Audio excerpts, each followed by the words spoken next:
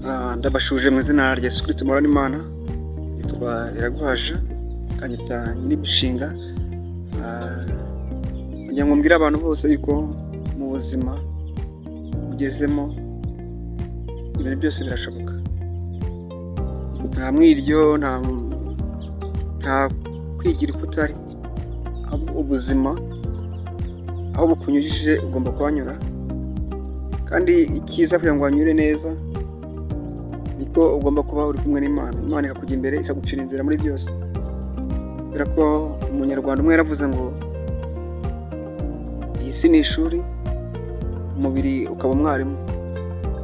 Ni byiza rero yuko umuntu yiga neza akabona amanota amwimura, akamuvana mu cyiciro arimo akamujyana mu kindi cyiciro, kubera ko amanota ni ubuhamya bwiza, imirimo myiza, kuba inyangamugayo. Ayo niyo manota yimura umuntu amukura mu cyiciro kimwe akamujyana mu kindi.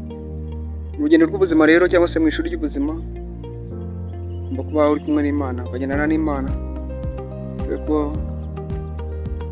nibwo ubuzima ibikomeye kunyuzamo uzabasha kubicamo, kubera ko Imana ariyo izagucira inzira mu bintu byose.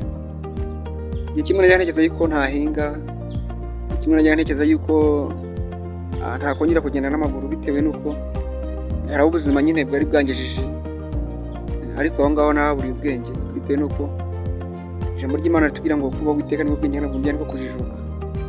Rero mu buzima iyo tubashye Imana, ureka ibyaha, ubuzima bongera bagusubiza inyuma, kuko uba watsinzwe basubira inyuma ukajya kwiga isomo ry'ubuzima neza.